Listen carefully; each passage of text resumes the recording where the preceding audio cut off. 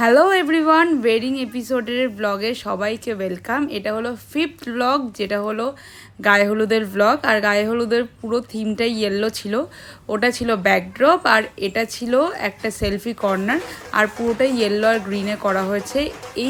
এই মোমেন্টটা হচ্ছে যখন সবাই জল তুলতে যাচ্ছিলো, সেই মোমেন্টে আমি একটু নাচানাচি করছিলাম।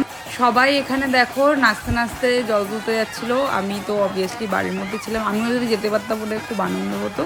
সবাই খুব মজা করতে করতে অনেকটা গেছিলো নাচতে নাচতে। তারপরে ওরা একটা সাডেন পয়েন্টে গিয়ে টোটোতে উঠেছে।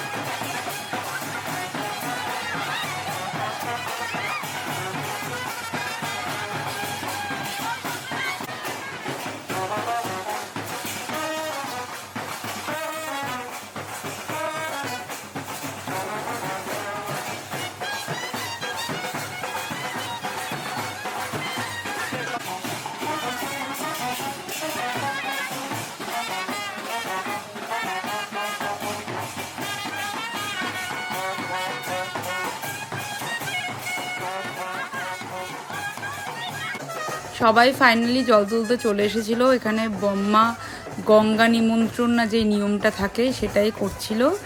আর এখানে দেখো কলসি করে জল তুলছিল, পিছনে মা দাঁড়িয়েছিল।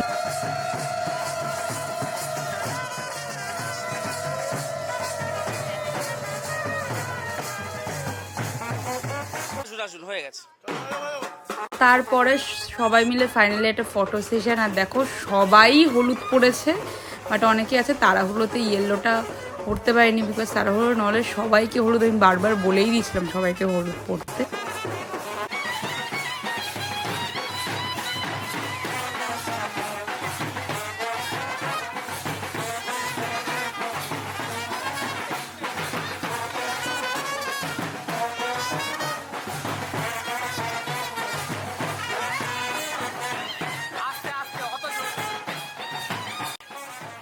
তারপর বাড়ি আসার সময়ও ওরা সবাই সেই পয়েন্ট থেকেই আবার নাচতে নাচতে এসেছে, যেই পয়েন্টে সবাই টোটোতে উঠেছিল। আর এখানে আমি গায়ে হলুদের ড্রেস পরে রেডি হয়ে গেছি, ফ্রেন্ডসদের সাথে ফটো সেশন হচ্ছিল। রাইট, আবার শাউট দিয়ে 1 2 3 হবে, বলো। ইভেন্ট ম্যানেজমেন্টের লোকরা ওটা অ্যাক্টিভিটিস বলবো না, প্রপস বলবো, প্রপস বা অ্যাক্টিভিটিস দুটোই বলছি, রেখেছিল যাতে পিকচারগুলো খুব ভালো আসে। তো ওরা নিজেরাই সব কিছু ম্যানেজ করেছিল, তো অনেক টাইপ অফ পিকচার রাখা হচ্ছিলো। আর এখানে না আমি প্রচণ্ড টেন্স ছিলাম, বিকজ আমার মেকআপ আর্টিস্ট অলরেডি চলে এসেছে। আর আমি অনেক ফেসবুকে এরকম ভিডিও দেখেছি যে মেকআপ আর্টিস্টদের লেট হলে কতটা প্রবলেম হয়, সুতরাং আমিও এই প্রবলেমটা ফেস করতে দিতে চাইনি। বাট আমার গায়ে হলুদটা লেট করে এসেছিলো, তার জন্য আমার গায়ে হলুদ শুরুই হয়েছিল 12:30, যেখানে আমার মেকআপ আর্টিস্ট 12:40 এসেছিলো। তো ওনার 45 মিনিটস মতন ওয়েট করতে হয়েছিলো। আমি খুব টেন্স ছিলাম যাতে উনি না চলে যায়, বিকজ এটা আমার একটা ড্রিম ওয়েডিং ছিল, আর আমার ড্রিম মেকআপ আর্টিস্ট ছিল, যেটা আমি ছোটোবেলা থেকে ভেবেছিলাম যে ওর কাছেই সাজবো। এইদিকে আপনাকে আমি এদিকেই দিতে বলছি, ঠিক? হ্যাঁ, এরকম ডাব্লুর অপোজিটটা নেন নিন। হ্যাঁ,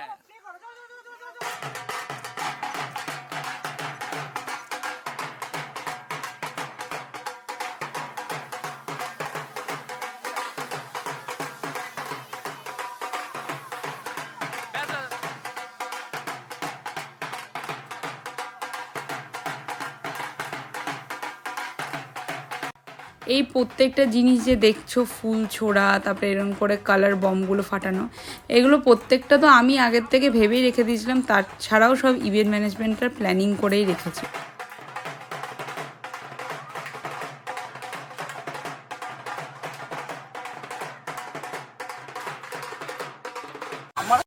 মোটামুটি ফটোশ্যুটের পালা শেষ। আর এখানে হচ্ছে দিদি, এই দিদি মানে হচ্ছে আমার পিসির মেয়ে, আমাকে আলতা পরাচ্ছিল। আর দেখো মা, মাসি, দিদি, বুম্মা সবাই মিলে এখানে গায়ে হলুদ লাগানো হচ্ছিল পরপর। সবার ক্লিপ শেয়ার করিনি, বিকজ সবার ক্লিপ শেয়ার করতে গেলে একটা লেন্দি ভিডিও হয়ে যেত, তো তার জন্য সবার ক্লিপ আর শেয়ার করা হয়নি।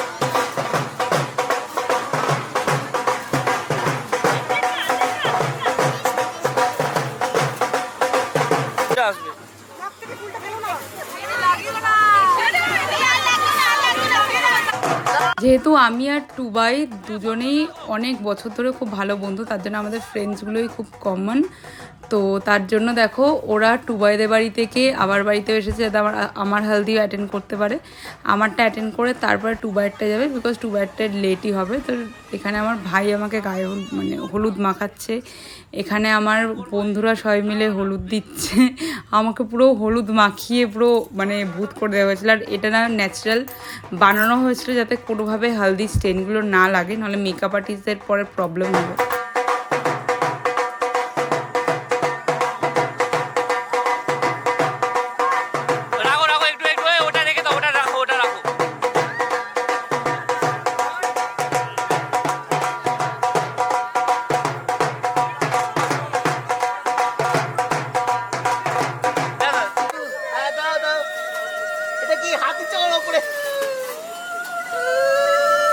তুমি মুখটা মোজো, মুখটা মোজো।